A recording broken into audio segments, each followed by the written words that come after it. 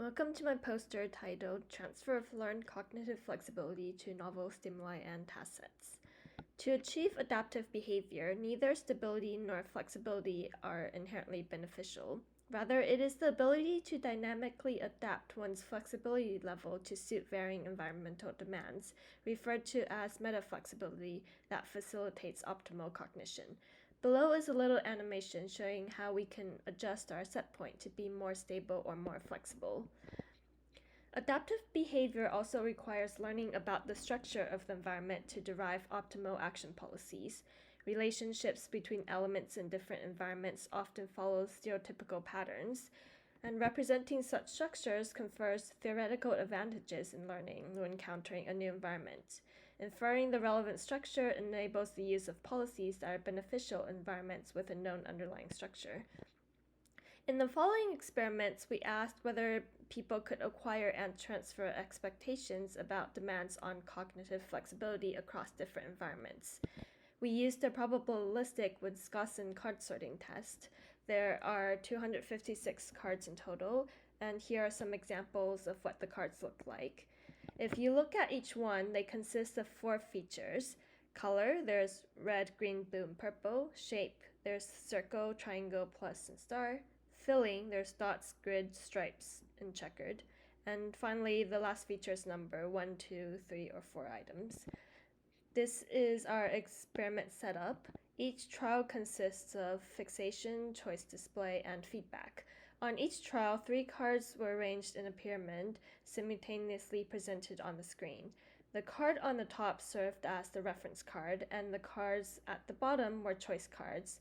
Each of the 2 choice cards shared the same value in one dimension as the reference card, but had different values in all the other dimensions.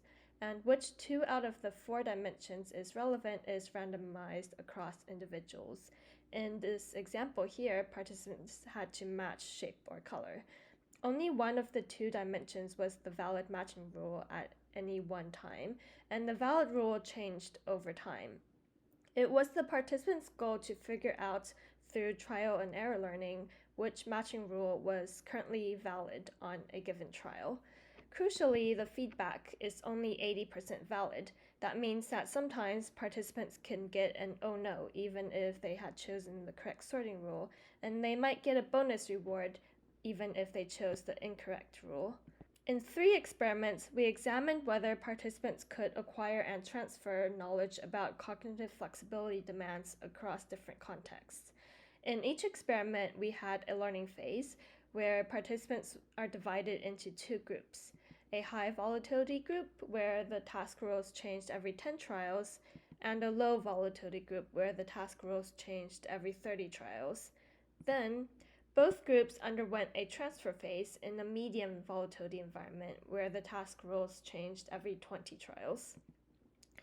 In experiment 1, we tested transfer on the same stimuli and task rules. So for example, if a participant sorted cards according to number and filling during the learning phase, they would still continue doing the number and filling during the test phase.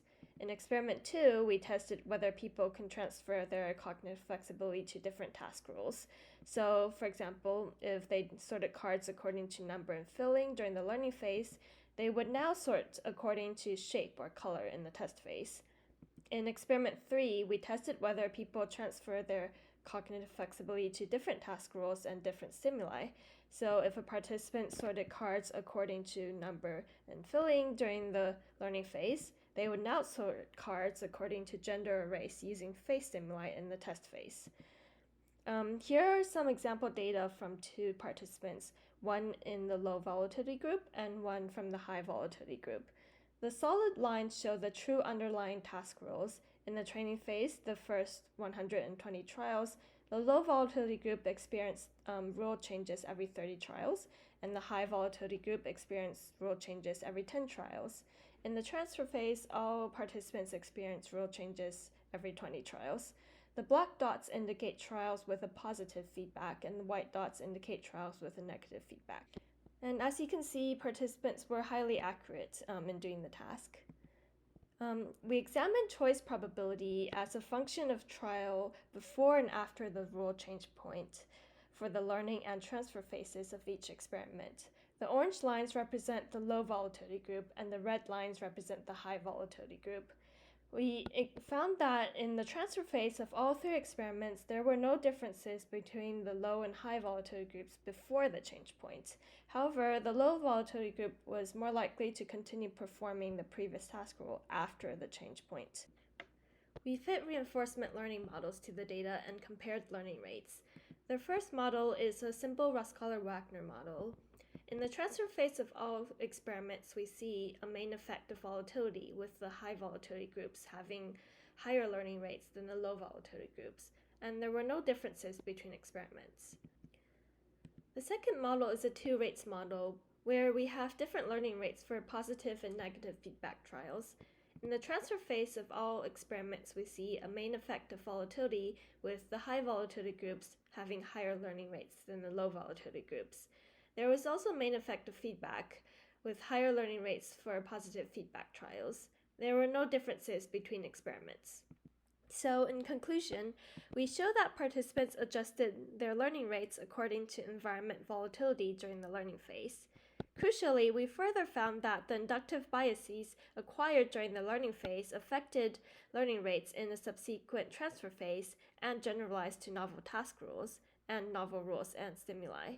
Taken together, this demonstrates that people form and transfer an abstract, stimulus and task-independent expectation of the volatility of the rules governing their environment, expressed in a more or less cognitively flexible rule updating strategy.